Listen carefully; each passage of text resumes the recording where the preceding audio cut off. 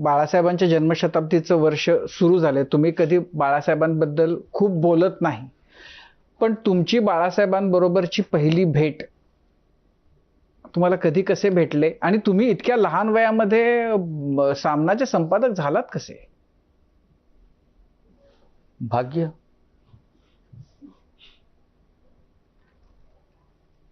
राज ठाकरेंचाही त्यात सहभाग आहे. उद्धवजींचा आहेच, पण अर्थात राज ठाकरे तुम्ही लोकप्रभामध्ये होतात. राज ठाकरेंचा किंवा सगळ्यांनी असं त्यावेळेला ते सगळं जुळून आलं, नाही तर मी लोकसत्तेचा संपादक नक्की झालो असतो.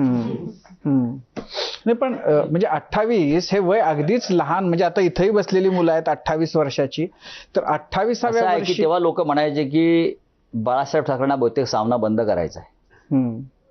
मला संपादकपदी जेव्हा नेमलं तर असं लोक असे चेष्टेने म्हणायचे की बाळासाहेब ठाकरेंना बहुतेक सामना बंद करायचं ठरवलेलं दिसत आहे.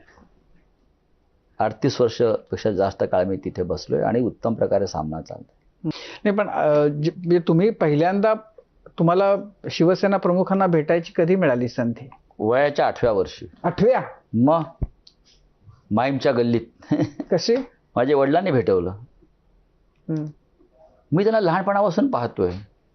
ते मला वाटतं साधारण तेवढंच वय असेल माझं, 10-11 वय असणार. ते तुरुंगातून सुटून आले होते आणि आम्ही पूर्वी माहीमला राहायचो आणि माझे वडील पक्के शिवसैनिक होते, त्या आंदोलनात होते सगळे.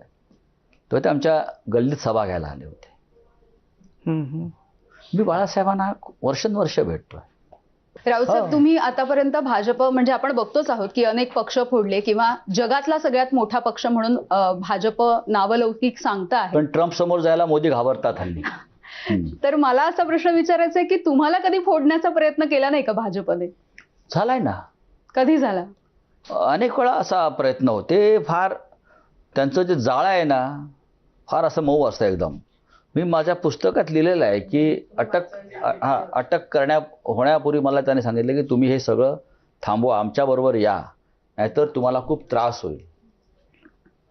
हे करत असतात असे प्रत्येकावरती. तसं नसतं तर एकनाथ शिंदे अत्यंत कडवट शिवसैनिक होता ना. असं की आमचा सहकारी होते एकनाथ शिंदे, माझ्यापेक्षा ते लहान आहेत. एकनाथ शिंद्यांसारखे अनेक कडवट लोक, दादा भुसे असतील, अमुक असतील, हे सगळे कडवट लोक अशा पद्धतीनंच गळाला लावले ना.